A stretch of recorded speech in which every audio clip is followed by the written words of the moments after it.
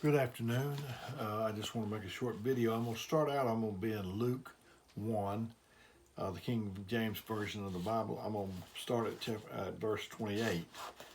Uh, and the angel came into her, talking about Mary, and said, Hail, thou art highly favored. The Lord is with thee. Blessed art thou among women.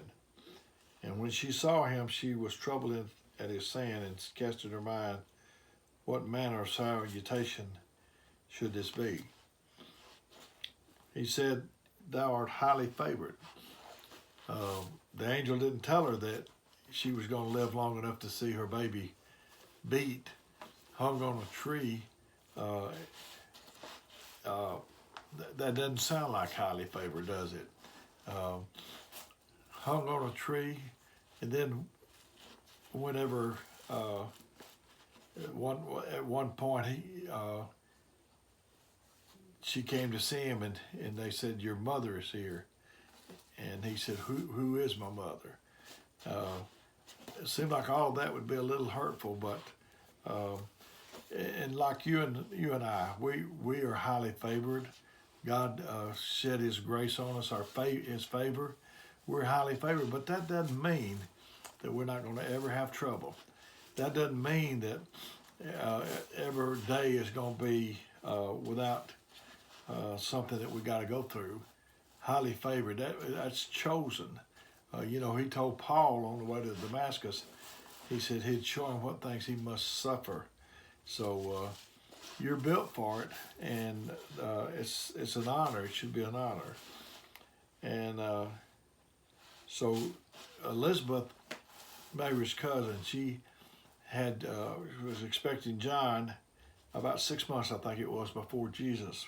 Mary was expecting Jesus. And in verse 41, Luke 1 again, 41 says, And it came to pass that when Elizabeth heard the salutation of Mary, the baby leaped in her womb, and Elizabeth was filled with the Holy Ghost. Is there anything, and I've made a video, I think, that address this, but is there anything that makes your heart leap? You can recall back to a time in your life when something made you where you couldn't hardly wait on it, whether it was Christmas or whatever. There should be something that still makes your heart leap. If it's not, you need to check your pulse. When we were going to church, I was so thrilled when it was time to go to the house of the Lord. I'm going to turn over here and read Job 14 and maybe just verse 1, I think is what. And verse 1 in chapter 14 of Job says, Man that is born of a woman is of a few days and full of trouble. So if life is full of trouble, and if God cannot trust you with trouble, it just seems like it stands to reason to me that He can't trust you with life. Can God trust you with trouble? Can He? Can He trust you? Can He trust me? That's the question. I heard about the $64,000 question. That's a life question. Can God trust you with trouble? I know He can trust us. If things are going good, if our services is good, if we get to go to church. But can He trust you in the coronavirus days? COVID-19, can He trust us then?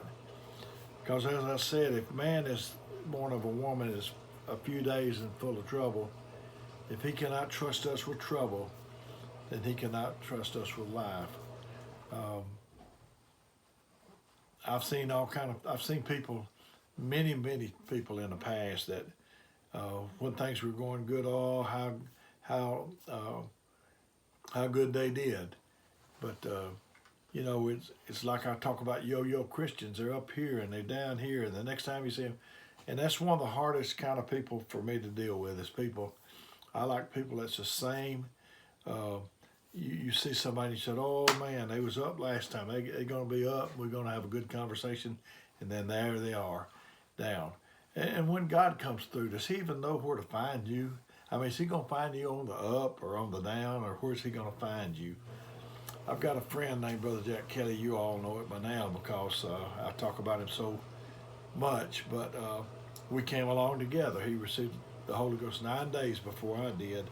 We would talk on the phone. We didn't have cell phones, but I would talk to him, and I noticed that if one of us was up, which is usually him, and one of us was down, a lot of times it was me, that wasn't much of a conversation. But if he could come down just a little bit and I could come up, uh, we could talk eye to eye. After all, he said, let each esteem others better than themselves.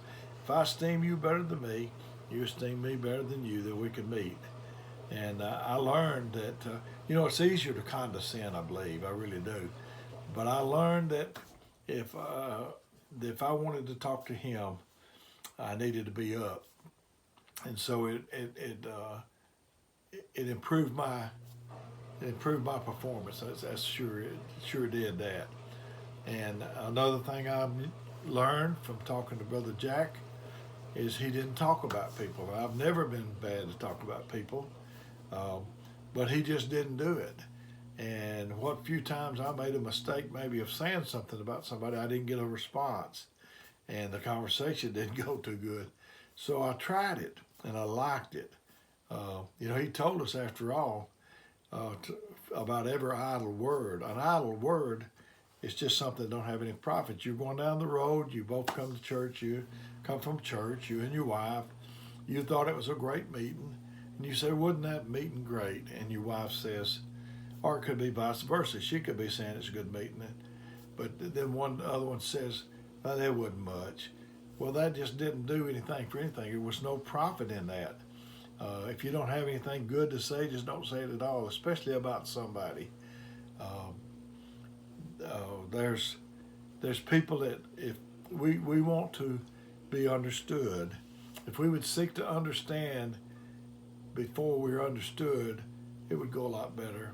We need to seek to understand the other person. The person we think might be weird may not be weird at all. It might be just they seem weird because we don't seek to understand them. And it's either do it my way or don't do it at all kind of thing. I think it's very good. If you were putting a puzzle together and one of the pieces wanted to be like the other person, it wouldn't be much of a puzzle. So we're different, and that's the great thing about everything is that we're different.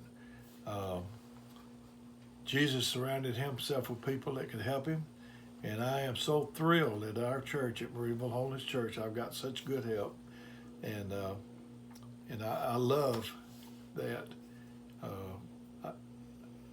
I need people to take me further than I can go by myself. I need for people to know the things that I don't know, and it just goes good. I think that it's good for us to be different. I'm glad that we're not all the same, and I love living for the Lord. I can hardly wait till we can get back in church. I hope that those that took going to church for granted, when this is over and we can get back to church again, good. I hope that you will realize the mistake that you might have made. I hope that we can get back to church and the people that's lost. I hope that this will get you on the move. But if God cannot trust you with trouble, then He cannot trust you with life. I want to be somebody to be there in the good times and the bad times. I want to be somebody that you don't have to wonder what they're going to do, that you know that they're going to stand right in there. We've got such a wonderful church at Marieville Holiness Church. We've got people that they'll hang in there with you. And I am so thankful for the people that we've got. And I tell the Lord, I think about the man that was on the mat, the cot. He had the palsy, and they carried him up there. And they couldn't get him in the front door. It was too crowded. So they went up on the roof and tore the roof off. And I've said before, I want to have 4 tear off the roof guys on my team. So team don't have the word team don't have an I in it. Um, so it's you can get so much more done with a team. Thankful for the team we've got at Marieville Holiness Church, and it surely is wonderful. So I've enjoyed talking to you about this. Consider what I said. If the Lord can't trust you with trouble, then He cannot trust you with life. So I want to be a person that God can trust. Until we get together next time, may God bless you.